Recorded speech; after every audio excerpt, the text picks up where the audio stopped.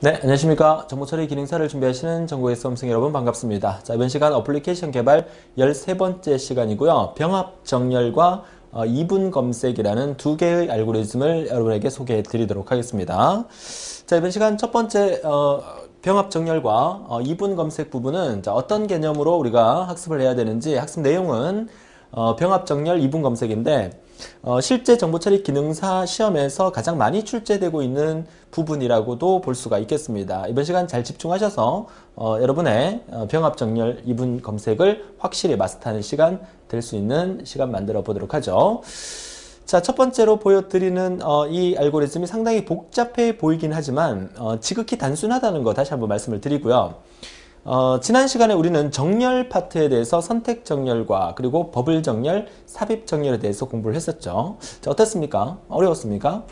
삽입 정렬이 조금 까다롭긴 했지만 기본적으로 여러분들이 선택 정렬과 버블 정렬 정도를 완벽하게 마스터 하시면 되고 실제 여러분들이 정렬이라는 것은 영어로 하면 sort라는 개념에서 임의의 그 랜덤하게 섞여져 있는 숫자 5, 4, 3, 1, 2 이런 숫자들을 1, 2, 3, 4, 5로 또는 5, 4, 3, 2, 1로 나열하는 것을 우리가 소트, 정렬이라고 한다면 이번 시간에 소개해드릴 이 병합 정렬은 그런 정렬의 의미랑은 조금 다릅니다. 그래서 어떤 정렬이냐면 예제 화면을 보시는 바와 같이 A라는 배열 안에 숫자가 이렇게 3, 7, 9, 11이라는 숫자가 들어있고 또 B라는 배열 기억 공간 안에 2, 8, 10, 13이라는 숫자가 이렇게 나열되어 있어요. 결국 이 A라는 배열에 들어있는 숫자와 B라는 배열에 들어있는 숫자를 이렇게 병합해서 합해서 이렇게 순서를 나열시키는 거. 다시 말해서 2, 3, 7, 8, 9, 10, 11, 13 2, 3, 7, 8, 9, 10, 13 10, 10, 11, 13 10, 11, 11 빠졌다 그죠? 자, 이렇게 11이 만약에 있다면 11이 이렇게 들어가서 다시요. 자, 여기 11이 이렇게 들어가서 2, 3, 7, 8, 9, 10, 11, 13 이렇게 나열하는 것을 우리가 병합 정렬이다. 두 개의 배열 안에 들어있는 숫자를 병합해서 섞어서 나열하는 거다. 이게 병합 정렬이라고 합니다. 여러분 기능사 시험에 자주 출제가 됐던 파트라고 볼 수가 있겠습니다. 우리가 지난 시간에 배웠던 선택 버블 삽입 정렬은 섞여 있는 숫자 이렇게 3, 7, 9, 11로 이렇게 나열되어 있는 게 아니라 뒤섞여 있는 숫자를 이렇게 오름차순으로 뽑아내는 게 정렬이었죠.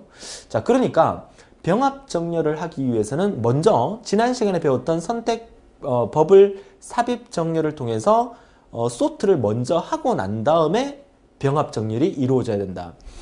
그래서 기사나 정보처리 기사나 정보처리 산업기사에서는 이 병합 정렬과 또 우리 지난 시간에 배웠던 선택 버블 삽입 정렬을 이렇게 섞어서 문제가 나오는 경우도 있었습니다. 그러니까 기능사에서는 그렇게 섞어서 문제 나오는 경우는 없었고요. A라는 배열과 B라는 배열을 임의의 숫자로 이렇게 나열을 한 다음에 두 개의 배열 안에 있는 숫자를 병합해서 C라는 배열 안에 새로운 숫자의 배열을 만들어라. 자, 이렇게 문제가 나온다는 거죠. 자, 플로차트를 들여다보니까 어떻습니까? 상당히 어렵겠다라는 느낌은 드시죠? 이렇게 복잡하면 복잡할수록 오히려 플로차트가 더 단순하다는 사실 혹시 아십니까? 그렇죠? 되게 단순합니다. 자, 어떤 개념이냐면 이론적으로 우리가 설명을 드린다면 우리가 비교하는 거에 대해서 우리가 앞에서 많이 했었기 때문에 잘 보시면 A라는 배열의 첫 번째 공간에 있는 이 3이라는 숫자와 B라는 배열의 첫 번째 공간에 있는 2라는 숫자를 서로 비교하죠. 비교해서 만약에 둘 중의 숫자 중에서 더 작은 숫자가 있다면 그 작은 숫자를 C라는 배열에 넣게 되면 되는 거예요. 그러면 첫 번째 과정에서 우리는 A라는 배열의 이 3이라는 숫자와 B라는 배열의 2라는 숫자를 비교를 하죠. 자, 이렇게 비교를 해서 누가 더 크냐라고 물었을 때 A가 더 크니까 B에 있는 값을 C에다가 이렇게 넣게 되면 되는 거죠. 자, 이렇게. 자, 이해하셨습니까? 자, 그 다음에 2를 넣었기 때문에 여기 있는 데이터는 이제 없다고 보시면 되겠죠. 그러고 난 다음에는 어떻게 비교하냐? 얘랑 얘랑 비교하는 게 아니라 얘랑 얘를 한 번 더 비교를 하는 거죠. 이렇게 비교합니다. 자, 이렇게 3과 8을 비교했을 때 누가 더 크냐라고 물었을 때 B에 있는 얘가 더 크면 A를 어디에다가 여기를 넣게 되는 거죠. 그러면 3이라는 값이 이렇게 들어오게 됩니다. 자, 2가 들어왔고 3이라는 값이 들어오게 되죠. 자, 어떻게 비교해 나가는지 잘 보세요. 그 다음에 8이라는 숫자와 7이라는 숫자를 비교하겠죠. 자, 이렇게 비교를 합니다. 이렇게. 자, 이렇게 비교를 해서 누가 더 크냐 물으니까 B가 더 크다라고 하니까 어떻게 됩니까? A라는 숫자를 C에 넣게 되죠. 자, 이렇게 들어오게 됩니다. 자, A라는 숫자 C에 넣게 되니까 이제 얘 들어갔고 얘 들어갔어요. 그죠? 자, 8이라는 숫자는 또 어떻게? 얘랑 비교합니다. 자, 이렇게 비교하니까 누가 더 큽니까? A가 더 크죠. A에 들어있는 게 더 크니까 어떻게? B를 C에 넣어라. 이렇게 되는 거죠. 그럼 B가 이렇게 사라지게 되죠. 한 번 더 해볼게요. 자, 얘가 들어갔으니까 이제 어떻게 해요? A와 B를 또 비교합니다. 이렇게 비교를 하겠죠. 이렇게. 자, 이렇게 비교하니까 누가 더 큽니까? B가 더 크죠? 자, B가 더 크면 어떻게? A의 값을 C에 또 넣게 되는 거죠. 자, 여기서 우리가 어떤 규칙을 찾아낼 수 있냐면 A 배열에 들어있는 값과 B 배열에 들어있는 값을 비교했을 때 만약에 A 배열에 있는 값이 더 크면 B를 C에 넣게 되고, 자, A 배열과 B 배열을 비교했을 때 B의 배열이 더 크면 A 배열에 있는 것을 C에 넣게 되고. 자, 이해하셨습니까? 이 과정이 반복되는 거예요. 그러니까 그게 이 병합 정렬의 끝이에요. 그쵸? 근데 이제 나중에 이렇게 다 비교하다 보면 어떤 현상이 생기냐면, 자, 이렇게 숫자가 이렇게 있으면 계속 이렇게 비교하겠죠. n까지 엄청나게 무수히 많은 숫자를 비교해요. 그러다 보면 어느 순간에 이런 경우가 발생해요. 자, 얘를 만약에 넣었어요. 그리고 이 뒤에 숫자가 뭐 14도 있고 17도 있고 20도 있고 30도 있다라고 가정을 합니다. 어느 순간 비교하다 보니까 얘가 11이라는 값이 이렇게 들어가게 되면서 여기가 다 들어갔어요. 다 들어가고 난 다음에 더 이상 비교할 데이터가 A에 없는 거예요. 더 이상 비교할 데이터가 A에 없다는 말을 제가 뭐라고 표현할 거냐면 동났다 이렇게 표현합니다. 동났다라는 말 표준말인가? 잘 모르겠어요.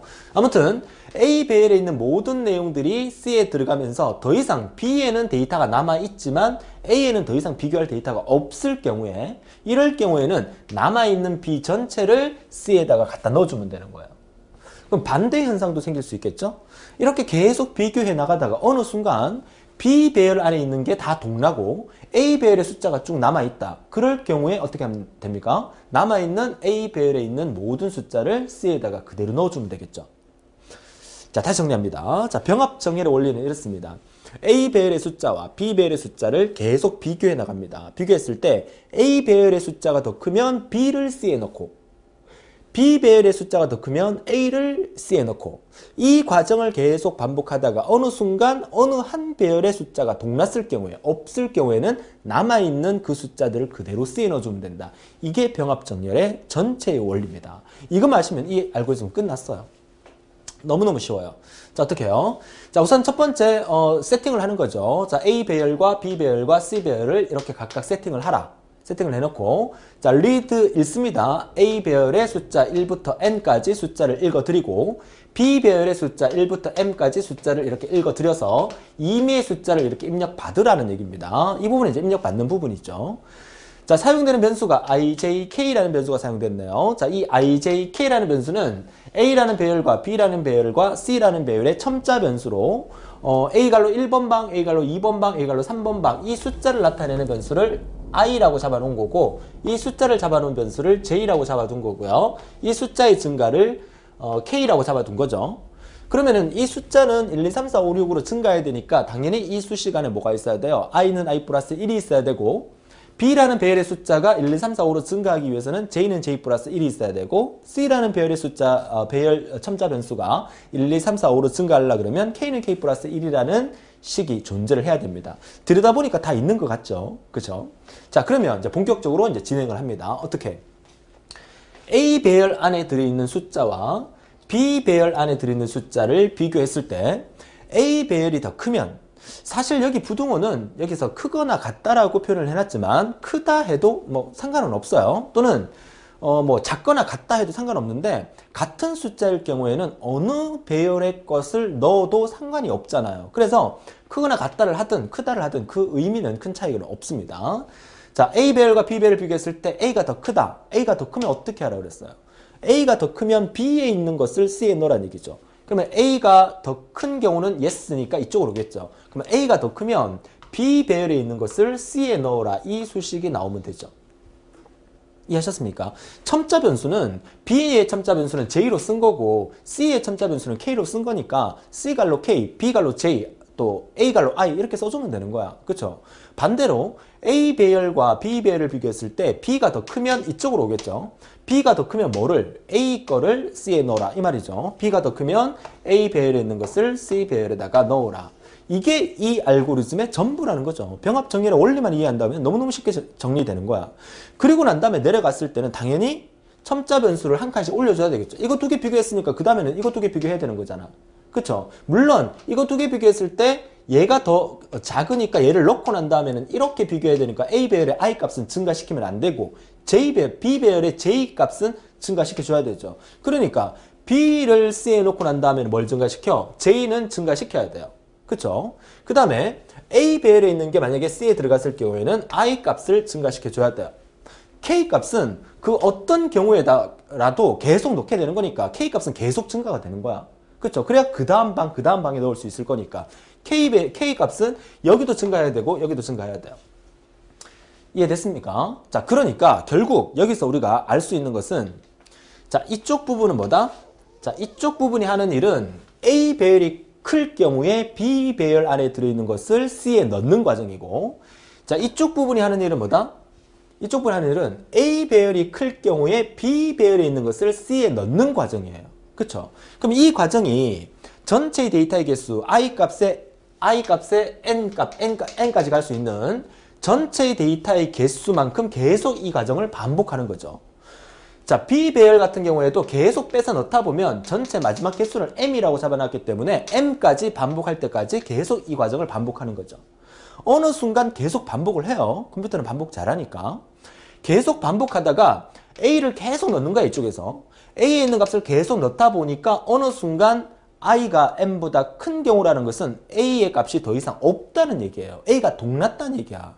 A가 동났어요. 동났을 경우 이렇게 내려오죠. 여기다 이렇게 그냥 있는 그대로 적어 볼게요. A 배열에 있는 값이 동났다. 이렇게 동났다가 표준말인지 사투리인지는 잘 모르겠어요. 그래서 사전에 찾아보세요. 자, 이 과정이 계속 반복됐다는 것은 뭐가 했다? B 값이, 그죠? 자, B 값이 동났다. 이렇게. 자, 이렇게 되면 제가 뭐라 그랬어요? A 값이 다 동났으면 B에 있는 거 나머지를 전부 다 C에 넣으면 된다 그랬죠. 그러면 A 값이 동났어요. 그러면 B 배열에 있는 나머지를 전부 다 C에 넣으면 된다. 이게 나오면 되고 만약에 B 값이 동났으면 A의 배열에 있는 게 C 배열로 다 넣어주면 되는 거죠. 이 과정이 그대로 내려오는 거야. 순환구조에서 이중박스문으로 만든 것은 간단하게 표현하기 위함이고 아무리 동났다 하더라도 C 배열에는 남은 공간에다가 만약에 A가 동났으면 남아있는 C에 있는 내용이 그대로 이렇게 와야 되기 때문에 C 값은 K 값이 계속 증가를 해야 돼요. 그러니까 아래쪽에 K 값의 증가는 계속해서 이루어져야 된다는 거죠. 이렇게 하면 모든 알고리즘이 끝났다는 거죠. 자, 제가 강의 때, 오리엔테이션 강의 때도 이런 말씀을 드렸지만 항상 여러분들은 코끼리 전체를 보셔야 되지 코끼리 발만 보고 있으면 안 돼요. 이 알고리즘 어떻게 해야 돼? 어떻게 해야 돼? 이 구체적으로 J는 J 플러스 1이 뭐야? K는 K 플러스 1이 뭐야? 이렇게 소심하게 공부를 하는 게 아니라 전체적인 틀을 보라는 거죠. 자, 다시 한번 정리하면 비교 대상이 탁 먼저 나오죠. A가 크냐 B가 크냐에 따라서 A 값을 계속 넣는 과정과 B 값을 계속 넣는 과정이 진행이 된다.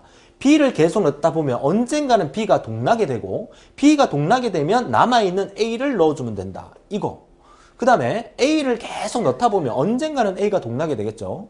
A가 동나면 남아있는 B를 넣어주면 된다. 이 전체적인 틀만 보실 줄 안다면 여러분들은 어떤 형태로든지 병합 문제가 나오면 병합 정렬 문제가 나오면 완벽하게 맞출 수 있다. 이렇게 볼 수가 있겠습니다. 너무 쉽지 않습니까? 자, 여러분들이 만약에 이 병합정렬 강의를 지금 저랑 같이 들으면서 선생님 쉬워요. 되게 재밌어요. 이렇게 조금이라도 만약에 느끼시는 분이 있다면 지난 1강부터 이번 강 12강입니까? 12강까지 충실히 열심히 들어오셨던 분입니다. 자, 이거 설명할 때 도대체 무슨 말이야? 모르겠어. 이런 분들은 1강부터 차분하게 순서대로 안 들었다고 밖에는 저는 생각할 수가 없어요. 무슨 뜻이 이해됩니까? 그래서 그러잖아요. 강의만 처음부터 끝까지 순서대로 들어주신다면 충분히 여러분이 손쉽게 합격할 수 있다는 겁니다. 제가 이런 얘기를 가끔씩 드리는데요.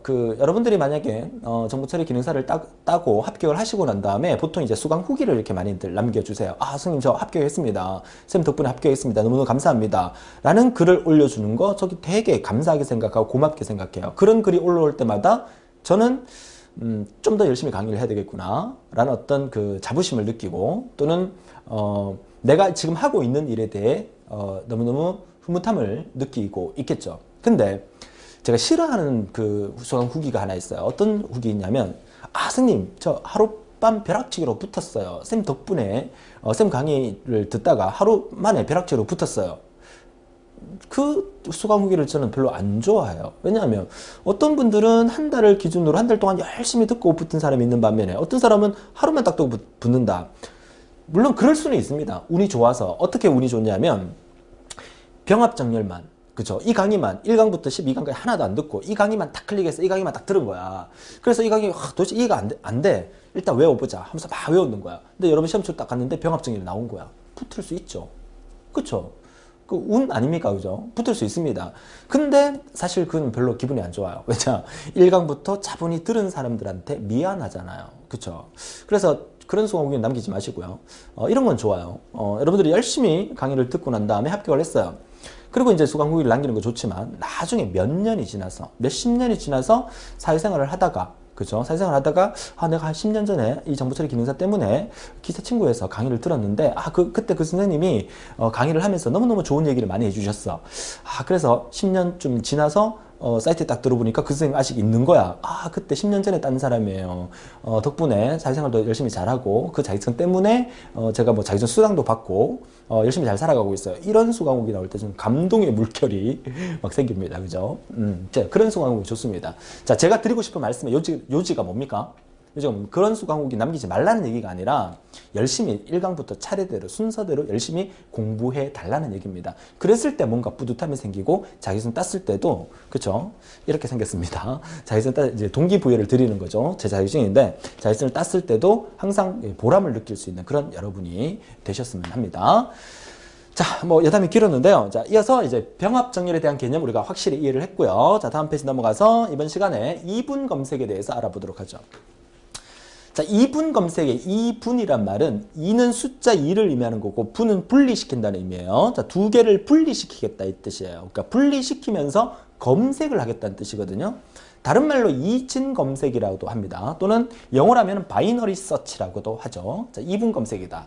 자, 무슨 뜻이냐면 자, 지금 보시는 배열 안에 자, 이 배열의 이름이 뭐 A라는 배열이다. 이렇게 볼 수는 있겠죠. 자, 이 배열 이름에 숫자가 저렇게 23부터 시작해서 52라는 숫자가 들어있어요. 근데 가만히 쳐다보면 숫자가 전부 다 오름차순으로 쭉 나열이 돼 있죠. 정렬이 완성이 된 배열입니다. 자, 이 정렬이 완성된 배열 중에서 임의의 숫자가 어디에 있는지를 찾아내는 거예요. 무슨 말이냐? 자, 키값을 43이라고 줬어요. 자, 이 전체의 배열 중에서 43이라는 숫자가 어디 있니? 라고 찾는 과정. 이게 바로 이제 검색이죠. 서치죠. 43은 여기 있잖아요. 우리 인간 보고 찾으라 그러면 여기 있네. 43 여기 있네. 바로 찾을 수 있는데 컴퓨터는 그렇게 못하죠. 컴퓨터는 뭔가의 어떤 규칙에 의해서 저 숫자를 찾아가는 거예요. 자, 기본적인 원리를 설명드린다 그러면 이분 검색이니까 전체 데이터를 반을 쪼개면서 찾아갑니다. 그리고 이분 검색의 그 조건은 반드시 이 숫자가 오름차순이나 내림차순으로 정렬되어 있어야만 이분 검색을 할 수 있다라고 말씀을 드려요. 기사산업기사 시험 문제에서는 혼합형 문제가 많이 출제가 되거든요. 뭐 기능사는 거기까지는 여러분 걱정 안 하셔도 되는데 혼합형 문제라는 게 무슨 말이냐면 이분 검색만 단독으로 시험 문제 출제하기에는 그 분량이 너무 작은 것 같고 그렇다고 정렬 문제만 내기에는 또 분량이 너무 작은 것 같고 그래서 정렬 문제와 이분 검색을 혼합해서 나오는 경우가 종종 있을 거예요. 그쵸? 무슨 말이냐? 자, 이 이분 검색 안에는 숫자가 오름차순으로 다 정렬이 돼 있죠. 그러니까 주어진 문제는 숫자를 막 뒤섞어 놓고 선택 정렬이나 버블 정렬을 통해서 오름차순으로 정렬한 다음에 43이라는 숫자를 찾는 이분 검색을 만드는 알고리즘을 작성을 하고 괄호에 답을 찾아내세요. 이렇게 문제가 나올 수 있다는 거예요. 그쵸? 뭐 그는 이제 그런 얘기고요. 자, 우리는 이제 이분 검색의 원리만 이해를 하면 된다는 얘기인데 자, 이분 검색 어떻게 하느냐? 자, 원리 설명 드리니까 잘 들으세요. 자, 어떻게? 43이라는 숫자를 찾기 위해서 전체 배열 중에서 가장 가운데 있는 값을 찾아가요. 이 가운데 있는 값을 찾아가서 이 가운데 있는 값에게 물어봅니다. 야, 나 43 찾고 있는데 43 어딨니? 라고 물어보니까 이 37이라는 숫자가 하는 말이 43은요 저보다 더 큽니다 라고 얘기를 합니다. 그러면 37이라는 숫자가 저보다 더 큽니다 라고 얘기했으니까 찾을 숫자는 43이니까 37 이하의 아래쪽은 다 필요가 없죠. 반을 잘라버리는 거죠. 우스갯소리로 제가 이런 얘기를 많이 하는데요. 자, 43이라는 숫자, 자, 색깔을 좀 바꿔서. 자, 43이라는 숫자를 찾기 위해서 37한테 가서 물어봅니다. 43 어딨니? 라고 물어보니까 저보다 더 큽니다. 라고 얘기하니까 그래? 그럼 넌 필요 없어. 네 아래쪽은 전부 다 총살을 시켜버릴 거야. 총살시켜 다 죽여버리는 거야. 그쵸? 왜? 43 찾으려고 하는데 얘한테 물어보니까 저보다 크다 하잖아. 이 배열 안에 숫자가 다 오름차순으로 정렬돼 있으니까 얘를 포함해서 아래쪽은 다 필요 없을 거 아니에요. 그래서 반을 자른 거예요. 2분을 한 거야. 그러면 이제 남아있는 거 뭡니까? 여기 있는 숫자들 중에서 또 물어봐야 되겠죠. 여기 있는 숫자들 중에서 또 가운데 값을 찾아요. 가운데 값을 찾아서 얘한테 가서 물어봅니다. 얘한테 가서 야 43 어딨니? 라고 물으니까 45가 하는 말이 저보다 작습니다 라고 얘기를 합니다. 그러면 그래 알았어. 너를 포함해서 오른쪽 거는 다 사살을 시켜버리는 거죠. 총살을 시켜버리는 거죠.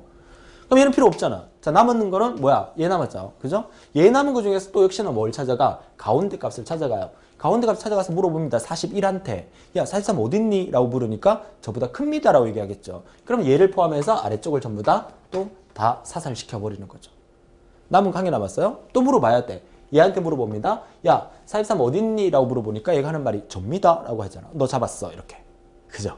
그래서 전체 데이터를 반을 쪼개가면서 이렇게 반을 쪼개가면서 찾아간다 해서 이분 검색, 이진 검색, 바이너리 서치라고 얘기를 하는 거예요. 이해하셨어요?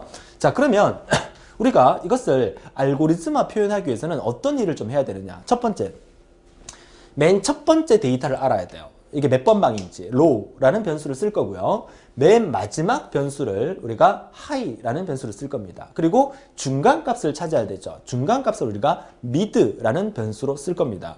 자, 그러면 전체 데이터 중에서 중간값을 찾으려고 해요. 그러면 low 값이 1이었습니다. 이게 1번 방이고 얘가 2번 방이고 3번 방이잖아요. 그러면 전체 데이터 개수가 얘가 15번 방이에요. 얘가 14번 방이고 그러면 중간값의 방번호는 1, 2, 3, 4, 5, 6, 7, 8번 방이 되겠죠. 그러면 8번 방이 중간값이라는 사실을 우리가 찾아내야 되거든. 그렇죠? 그럼 어떻게 찾아내느냐? 잘 보세요. 8이라는 숫자의 값을 찾아내는 거야. 그러면 1 플러스 15를 2로 나누게 되면 얼마가 나오죠? 8이 나오죠. 이렇게 계산을 하는 거예요. 중간값을 찾는 방법. 이 말은 무슨 말을 의미하느냐면 이 말은 low의 값과 플러스 high의 값을 변수를 쓸 거니까 high의 값을 더해서 뭘로? 2로 나눠준다는 말하고 똑같은 말이죠. 그쵸? 자, 그런데 만약에 데이터의 개수가 홀수기에 있을 경우에는 이렇게 딱 떨어져요. 근데 아래쪽의 예제처럼 데이터의 개수가 만약에 짝수계라면 무슨 말이냐면 얘가 보세요. 얘가 1번 방, 2번 방, 3번 방, 4번 방, 5번 방, 6번 방, 얘가 10번 방이죠. 7, 8, 9, 10. 10번 방이죠. 그러면 10번, 10개의 방에서 중간값은 뭐냐면 반을 딱 잘랐을 때 왼쪽에 있는 얘를 중간값으로 하자라고 우리 컴퓨터 공학 박사님들이 정해놓은 거야. 그쵸? 왜 왼쪽 거를 쓰느냐, 오른쪽 쓰면 안 됩니까? 라고 질문하지 마세요. 왼쪽 거를 중간값으로 쓰기로 하자라고 우리가 정해놓은 거야. 자, 그렇다면 5번 방이 중간값이잖아요. 5번 방 중간값을 찾기 위해서 이 공식 그대로 쓰면은요 1 플러스 10 나누기 2를 하게 되면 이게 얼마면 2분의 11이 되는 거니까 얘는 얼마가 되냐면 5.5 이렇게 나온단 말이야. 소수로 5.5번 방은 여기 없잖아요. 그쵸? 5.5번 방이 없어요. 그러면 전체 데이터의 개수가 만약에 짝수계일 경우에는 중간값을 어떻게 짜느냐? 이 소수이하를 버리게 되면 5번 방이 중간값이 되는 거잖아요. 그쵸? 그러면 이 5번 방 중간값을 어떻게 찾느냐? 우리 지난 1강, 2강쯤에서 함수 배운 것 중에서 소수이하를 버리는 함수 기억나십니까?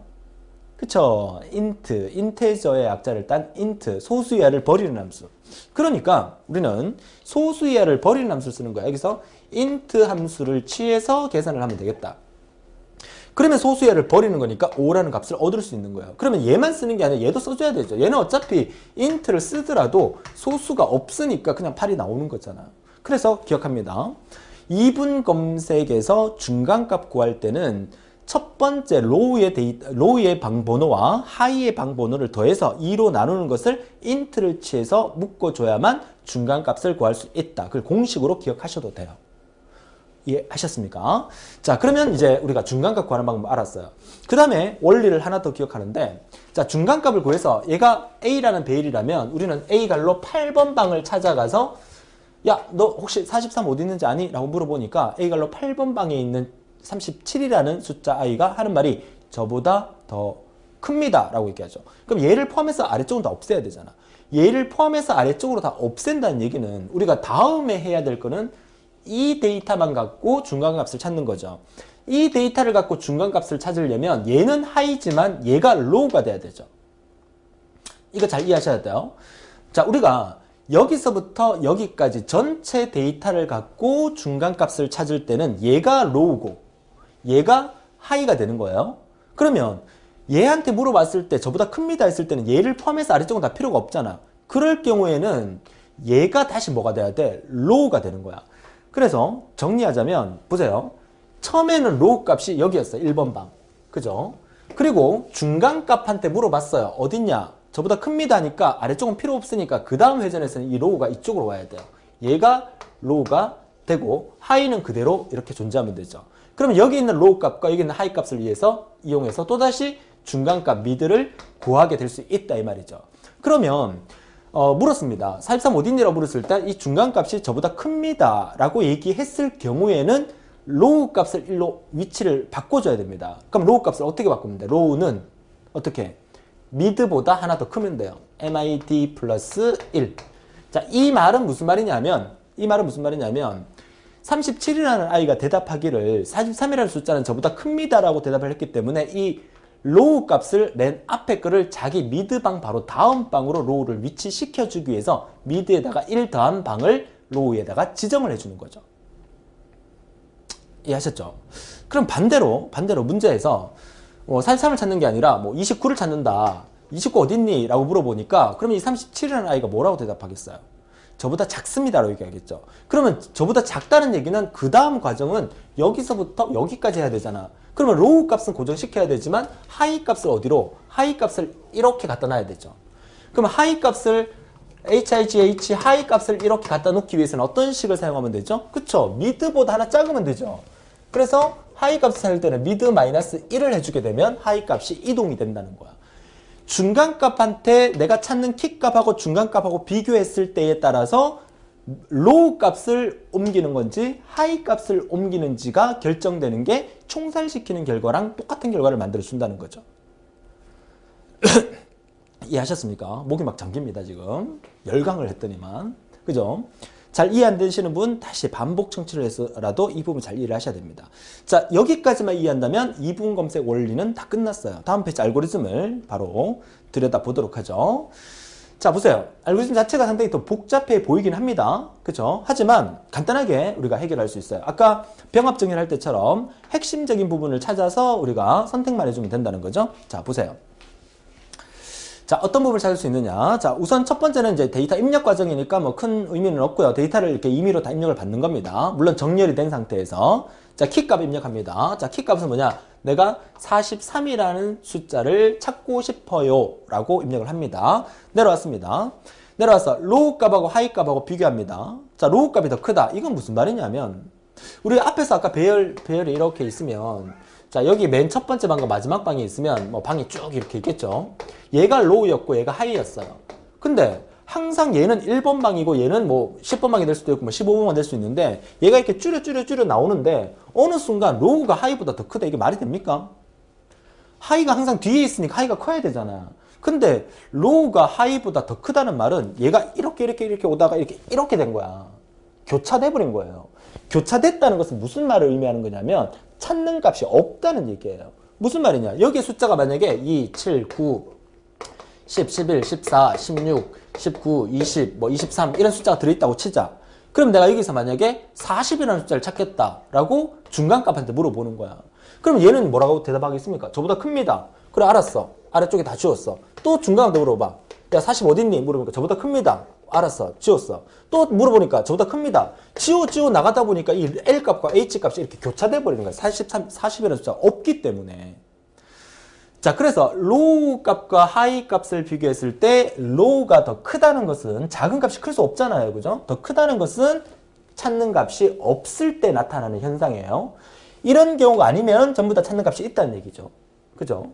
자, 그러면 이런 경우 아닌 경우는 내려왔습니다. 내려와서 우리가 뭘 합니까? 첫 번째, 중간값을 구해야 되죠. 중간값은 어떻게 합니까?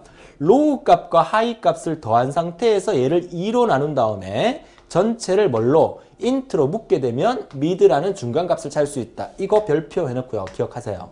이거. 그죠? 중간값을 찾는 방법. 왜 인트를 쓰는지 전체 데이터의 개수가 홀수 개이냐 짝수 개이냐에 따라서 인트를 써줘야만 그 어떤 경우에도 대입이 되기 때문에 인트를 쓴다고 그랬습니다. 자, 그리고 내려왔습니다. 찾는 값이 키예요. 키. 43이라는 숫자를 찾고 싶어요. 누구랑 비교합니까? 그쵸? 아까 그 배열 이름이 A라는 배열이 아니고 데이터라는 배열이다. 그죠? 데이터 갈로 MID니까 중간값에 있는 값하고 키하고 비교합니다. 그러면 중간값하고 키하고 비교했을 때 너 43 어딨니? 라니까 그 중간값이 하는 말이 접니다 라고 얘기한다는 것은 같다는 얘기잖아. 그러면 어떻게 해요? 같으면 어떻게 된 거야? 찾은 거야. 그죠? 키값과 데이터 갈로 MID 방안에 있는 거랑 중간값이랑 비교해서 같을 경우에는 yes 찾았다. MID 걔가 중간값이야. 찾았어요. 얘는 찾았음.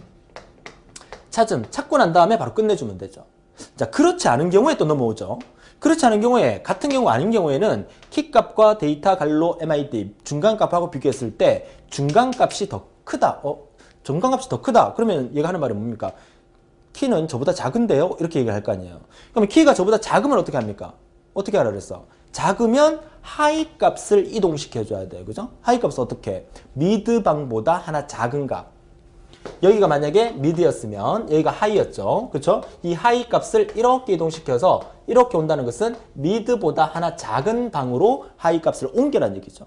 반대로 저보다 작은데요 한다 그러면 로우 값을 이렇게 옮겨야 되잖아.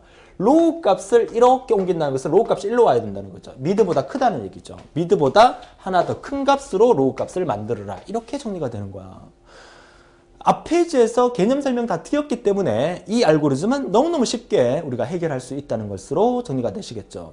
제가 또 얘기합니다. 강의를 처음 들을 때, 자, 이렇게 처음 넘어왔을 때, 이 알고리즘 되게 복잡해 보였어요. 하지만 우리가 그 원리를 파악하고 알고리즘을 들여다본다면 너무너무 쉽게 이 모든 부분들이 해결된다고 말씀을 드리고 싶습니다. 이게 바로 알고리즘이고, 그래서 강의를 들어야 되고, 그래서 그 원리를 먼저 파악해야 되고, 그래서 여러분이 시험 치러 갔을 때 문제를 딱 받는 순간 절대 그림부터 먼저 들여다보지 말라고 그랬습니다. 그림 들여다보지 말고 문제의 설명, 지문이 있습니다. 그 지문을 꼼꼼히 읽어가면서 이 문제에서 요구하는 바가 무엇인지를 반드시 찾아서 이런 원리로 사용하면 되겠구나. 그래서 플로 차트 속에서는 반드시 i는 i 플러스 1이 있을 거구나. k는 k 플러스 1이 있을 거구나. 이런 것을 찾아낸다면 알고리즘은 너무 쉽게 해결이 될 수 있다라고 말씀을 드립니다. 그쵸?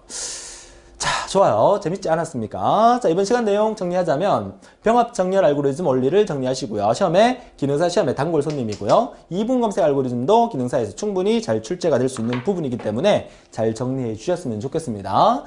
자, 다음 시간에는 어플리케이션 개발 14번째 시간이고요. 또 기능사에서 자주 출제되는 석차 구하기와 또 화폐 매수 구하기에 대해서 알아보는 시간 만들어 보도록 하겠습니다.